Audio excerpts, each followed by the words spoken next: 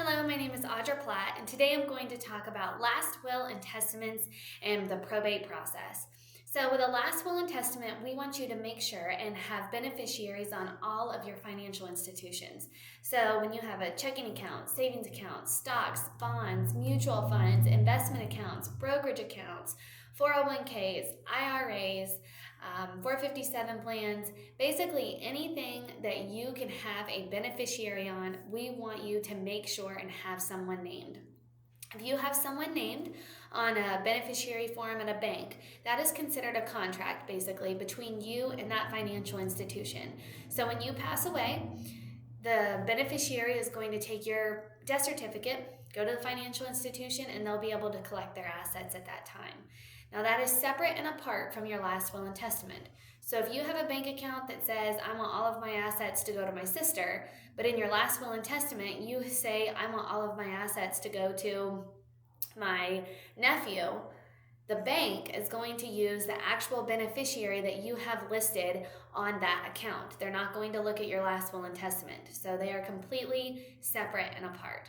But when you have a last will and testament, regardless of the type of account you have, we want to make sure that you have listed beneficiaries.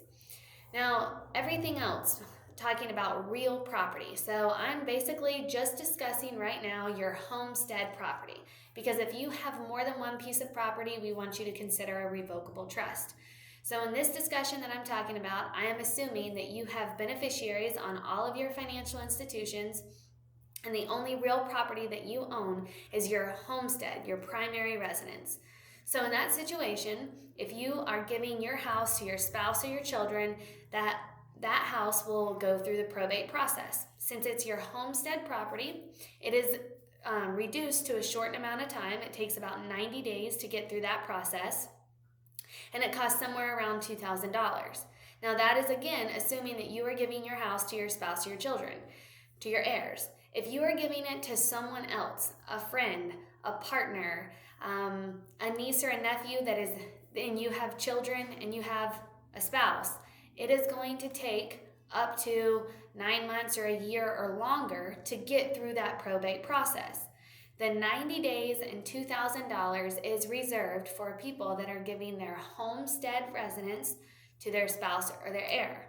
So if you are wanting to give your house to someone other than those two people, or two types of people, then consider the probate process being longer than the 90 days. Again, 9 months up to a year or longer, and the fee is going to depend on how much that homestead property is worth. So remember, make sure that if you have a last will and testament, that you have beneficiaries on everything that you can put a beneficiary on. If they will allow you to put primary and contingent beneficiaries, make sure that you fill those slots. Have people there just in case something happens to your primary beneficiary. And always remember that if something happens to one of your beneficiaries, you have to be very intentional and mindful to go back to the financial institution and update those beneficiaries.